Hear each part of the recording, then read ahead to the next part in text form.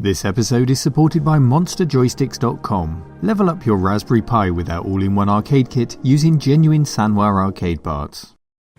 And OneClickPrint.com for your photos on canvas, acrylic, gifts and more. Local craftsmen and global delivery. Hello cave dwellers, welcome to the cave.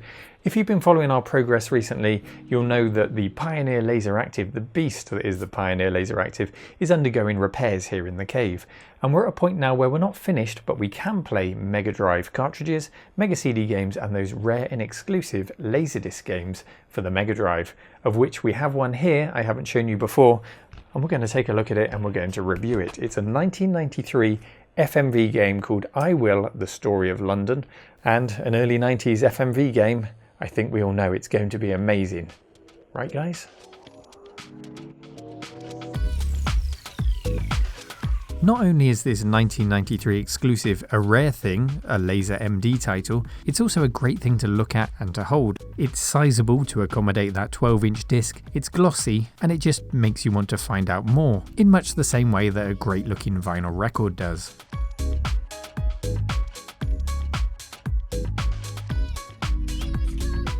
I sourced the game from Buyee, who are a gateway into Japanese auction sites for English speakers, and it was on here that I found it for £29 plus about £6 shipping. That's something around $40, and considering it was up for auction at the same time on eBay for £80 plus shipping, I was quite pleased with myself. The LaserActive unit also came from Buyee, and there's a link in the description below if you want to go down the rabbit hole of importing cheap Japanese tech.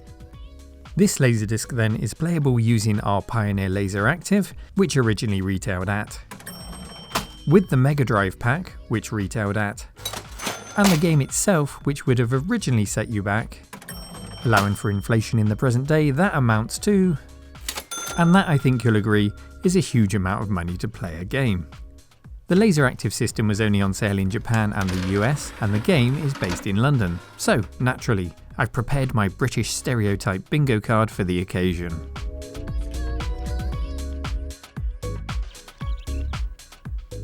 Ah yes, bowler hat right from the get-go on the title screen. This was produced and distributed by Pioneer themselves, clearly wanting to give their new system a library of exclusive games. As 1993 FMV games go, the footage really does benefit from the Laserdisc format when compared to the CD-ROM based games of the same era, especially on systems without dedicated video decompression hardware. Technically, first impressions are really quite impressive. But then, oh boy, the acting, dear God the acting.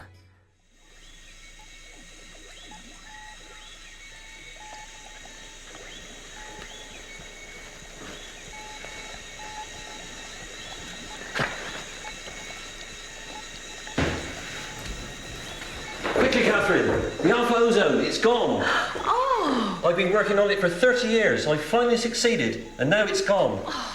What are we going to do now at the International Clean Air Conference? Everybody's waiting to see it.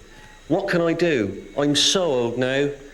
Who is going to help me find the alpha ozone for me? I will. I'll get it back for you. But Catherine, it might be dangerous. Oh, don't worry. There's two of us. Sherlock, you'll help me, won't you? Who, me? Thank you, Catherine. Oh, take these.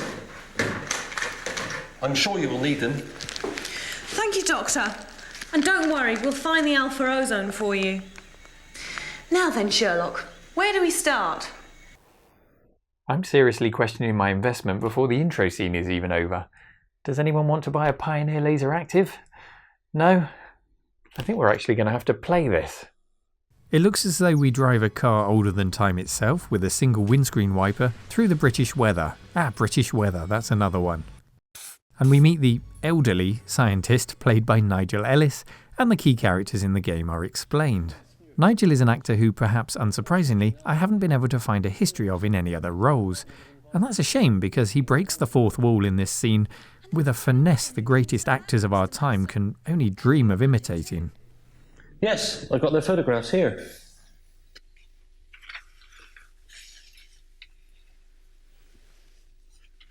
What are these blue, red and white parts? I don't really know. Doctor, can you tell me more about these four people? Well, as I said, Mr. Nelson is at the Department of Environment. He's retiring at the end of the year. He's been most supportive throughout the project. And this man is Mr. Blazer. He's a property developer. He's currently very involved in the development of an indoor leisure complex. The alpha ozone is to improve the air quality. Yes, of course we all hang Union flags above our fireplaces. Every one of us. And so Catherine and Sherlock, that's me, go on the hunt for the stolen alpha ozone, while Dad, who is a police officer, trained in and paid to conduct investigations of this nature, stays at home. And that's a problem for me. You see, as the game begins in earnest with this bird's eye view of London, which looks very little like any map of London I've ever seen, we're expected to solve the mystery before the clock runs out and without running out of money spent on public transport to solve it. Why can't Dad just do the job he's paid to do? Anyway, yes, the game is afoot. Catherine and Sherlock travel around the locations in either a red double-decker bus or a black cab, enjoying the traffic-free streets of London. Our only clue to get started is from Police Constable Dad, who tells us to search for a man with 2 umbrellas in London. Why don't you look for a man with 2 umbrellas? London, a city of around 7 million people in 1993, and I imagine significantly more umbrellas. As we stop at each location, we're treated to scenes from the area, and the gameplay mechanics really kick in.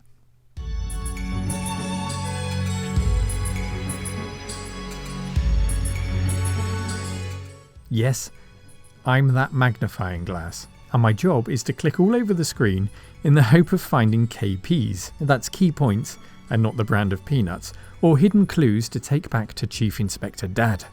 KPs can be converted into money, which runs down more and more as you drive around the map. And when you come to take the taxi from London to Scotland later in the game, you're going to need a lot of that money to fill the tank up. Hang on, Catherine has her own car, why are we using public transport? Never mind, if we started listing every plot hole in this game, we'd be here for a very long time. Black cabs, red buses, umbrellas, statues of the Queen, rain puddles, Union flags, Cornish pasties, crooked teeth. These are all the kind of things you're hunting for and you need to click on with your magnifying glass to earn those precious KP points. And before long, our needle in a haystack appears, the man with 2 umbrellas, who offers us hints on where to go, in this case the Tower of London. Oh, a traffic warden. This then is how the game plays out, visiting scenes and furiously clicking all over the screen. Lots of you will have played those classic point-and-click adventure games from the likes of LucasArts or Sierra. Occasionally you find yourself stuck in them and you have to resort to hovering the mouse over every pixel in the screen, hoping an item you missed will show up and you can progress. It's a frustrating position to find yourself in. And those are the situations normal game designers hope you never find yourself in, those dead ends where you don't quite know what to click on or where to go next. Normal game designers from Sierra, LucasArts, Westwood, all of those studios that at one point have created great point-and-click adventure games. Not the sadists who designed this. That feeling of being lost, that feeling of not knowing where you're going, not knowing what to click on, or even sometimes where you've been. That's all built in as the mechanic of this game. That's what this game is entirely about. The feeling of being lost. And for a patient man like me, and I think you all know I'm quite a patient man, it's incredibly frustrating. When you do find a clue, you take it back to Commissioner Dad, park your double-decker bus on his front lawn, and get advice on the bleeding obvious. Dad, look what we've got. Isn't this Nelson's flagship HMS Victory? Do you think there's some sort of meaning to it? Or this moment when the pieces really start to come together. Hello, Dad. Hello. We found this map. Well done, Catherine. We're beginning to get somewhere now. You really do take after me. What's that you say, Watson? You found a tourist map in the tourist capital of the UK? Brilliant work, old chap. Other choice moments from the game include a trip to Buckingham Palace, where we see the Queen's Guards, but we can't interact with them because not enough flag.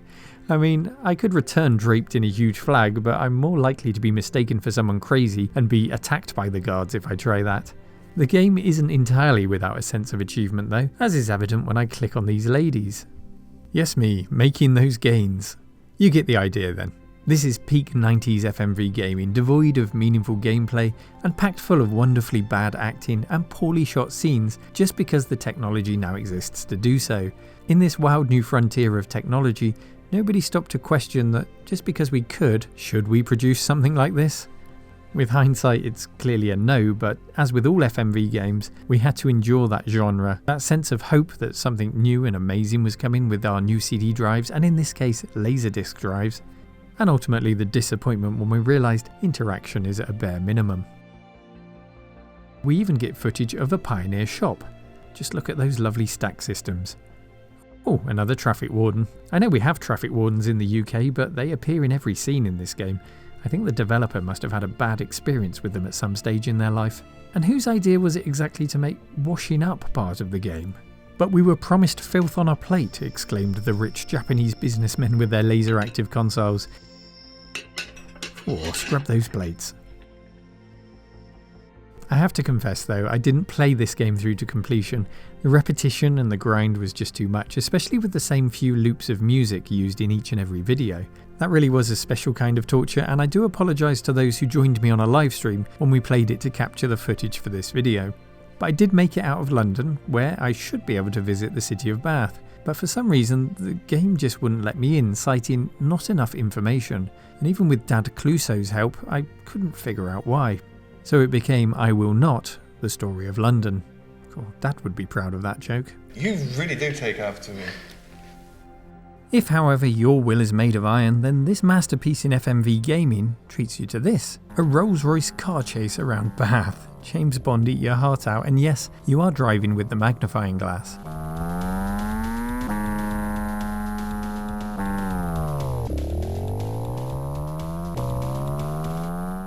The prime suspect for gameplay in this whole story is a trip to the casino, where card and slot machine games can be played to earn petrol money when you get low, as is tradition here in the UK. Ultimately, the game did lead me to enlightenment though. Catherine, like me, found the solution in the bottom of a big glass of red wine. Wine is always the answer. Sorry Doc, you're on your own solving this mystery, mate. While you're sipping on your wine, here are my 2 tips for making this game much more enjoyable. Tip 1 is to play it in Japanese. Somehow it all makes a lot more sense not having a clue what they're saying, and it feels more like you're cracking the Da Vinci Code.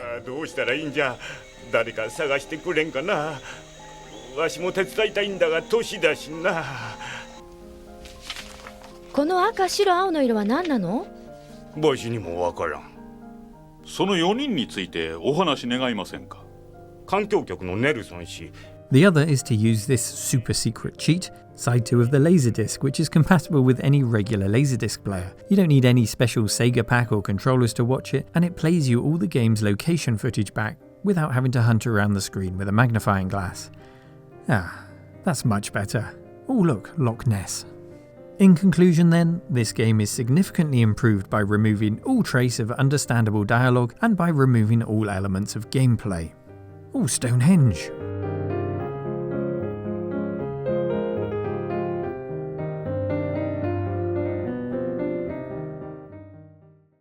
キャサリン、国際会議の発表予定日はもうすぐじゃ。どうしたらいいんじゃ。誰か探してくれんかな。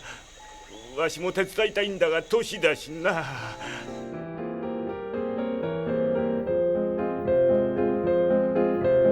If you enjoy my content and would like to toss a coin into the hat to support the cave, then check out patreon.com/retromancave and join the official cave dwellers you can see on the screen now. Thank you for your support.